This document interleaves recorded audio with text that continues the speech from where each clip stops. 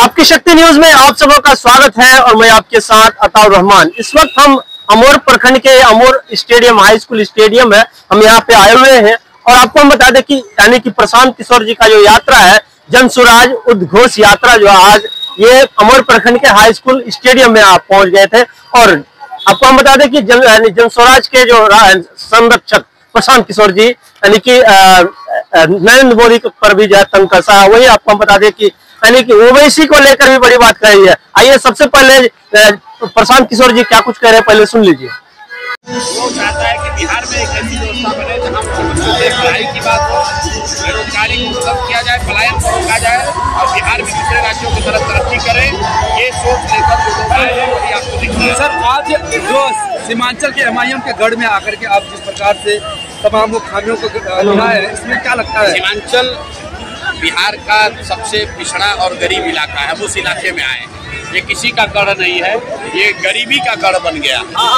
यहाँ पर अशिक्षा का गढ़ है, ये बेरोजगारों का गढ़ है, ये किसी दल का नेता का गढ़ नहीं है। और कहना है कि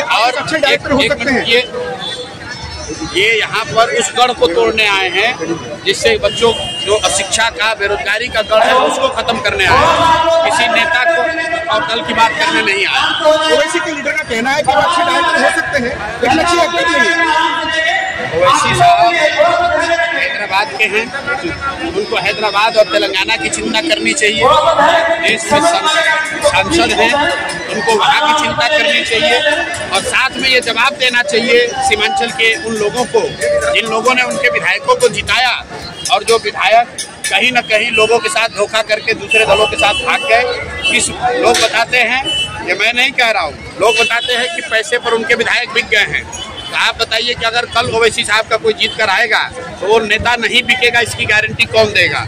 और पिछली बार जिन विधायकों को ओवैसी साहब के नाम पर जनता ने वोट दिया, जब वो विधायक भाग गए तो ओवैसी साहब और उनके लोग वो लोग आकर बिहार में उन्होंने या सीमांचल की जनता के लिए क्या किया?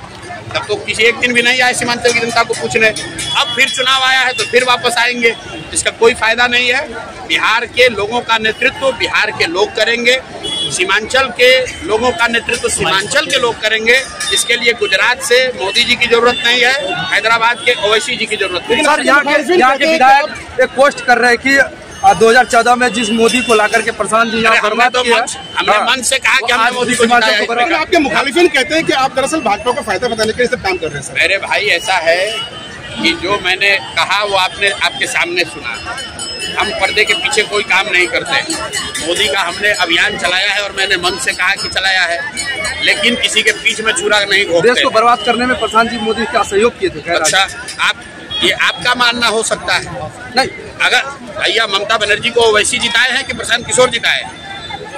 जो अपने आप को मुसलमानों का रहनुमा बता रहा है, जब CA NRC का लड़ाई लगा, जब CA NRC का आंदोलन चला, बंगाल में भाजपा वाले जीतने के लिए सारी ताकत झोंके, तो कौन से मुसलमान के रहनुमा बंगाल गए? जब दीदी के अपने लोग TMC छोड़कर भाग गए तो यही प्रशांत किशोर ने अपना गला फंसाया था और प्रशांत किशोर ने कहा था कि बंगाल में भाजपा को हराएंगे नहीं, अगर 100 के नीचे नहीं रोका तो जीवन में संन्यास ले लेंगे। क्या सर, हमने भाजपा को कितने पर रोका? 77 पर। तो हम हो गए भाजपा के B टीम। जो लोग यहाँ भाजपा से पैसा लेकर राजनीति कर रहा है वो हो गया भाजपा का हमको सर्टिफिकेट देने वाला। लेकिन आप हमें ऐसे सर्टिफिकेट की जरूरत नहीं है, हमें ऐसे किसी सर्टिफिकेट की जरूरत नहीं है। जिसको जुड़ना है जुड़े, न जुड़ना है न जुड़े। सत्य की एक अपनी ताकत है, गांधी का विचारधारा है। बिहार में कभी नहीं, जीवन में नहीं, आज भी गठबंधन नहीं, चुनाव के बाद भी गठबंधन नहीं, 2029 में भी गठबंधन नहीं। सर, बिहार में 38 जिला में सर आप लड़ेंगे, क्या कुछ कहना चाहेंगे? बिहार में सर 38 जिला से आप लड़ रहे हैं अगर नहीं बनेंगे ही। अमर से ज्यादा जो पिछड़ा इलाका कोई है नहीं। अगर यहाँ की जनता परिवर्तन नहीं करेगी, यहाँ की जनता नई व्यवस्था नहीं बनाएगी तो कहाँ पर नया विधायक चुनकर आएगा? पप्पू यादव को कांग्रेस कहना है दरकिनार।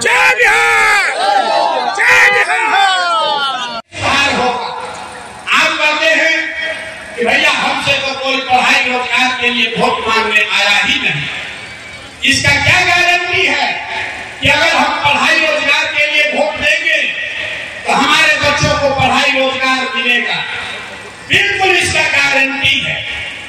वही आपको आपके आंख के सामने जादू दिखाएंगे।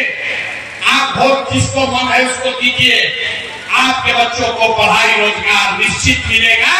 अभी आपको आंख के सामने दिखेगा।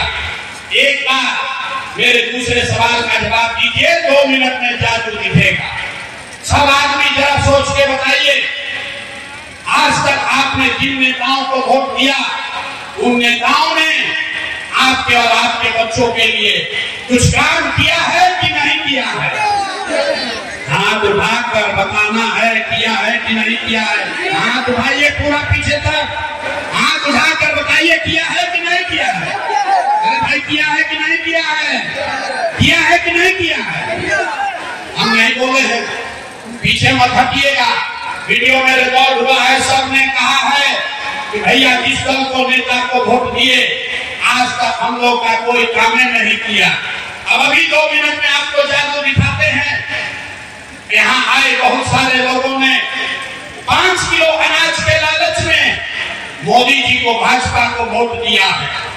तो बिहार में चाहे जितना चोरी भ्रष्टाचार है, 1 किलो चोरी करके 4 किलो अनाज यहाँ के गरीबों को मिल रहा है कि नहीं मिल रहा है?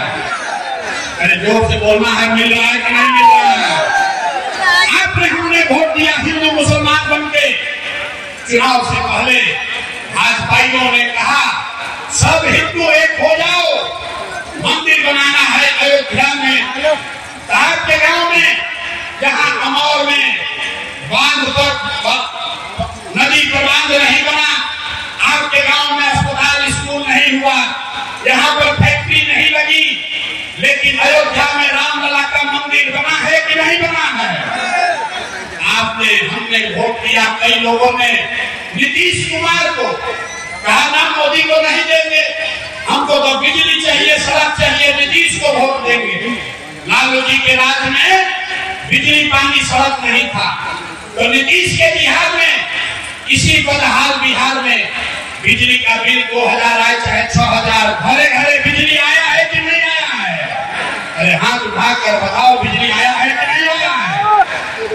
हम और क्या आदमी का नेता लोग इतना खून चूस लिया है कि मुंह से आवाजों नहीं निकल रहा। अरे बोलो बिजली आया है कि नहीं आया है? आपने हमने वोट दिया जाति के नाम पर अपने जात के नेता को। बिहार में आदमी कहता है जिए चाहे मर जाए अपना जात वाले को ही वोट देंगे। तो मेरे भाई, आपके जात के नेता ने आपके बच्चों के पढ़ाई रोजगार का बात नहीं किया, लेकिन जाति का बात और जाति का जनगणना बिहार में गिनती कराया है कि नहीं कराया है? अरे जाति का जनगणना हुआ है कि नहीं हुआ है?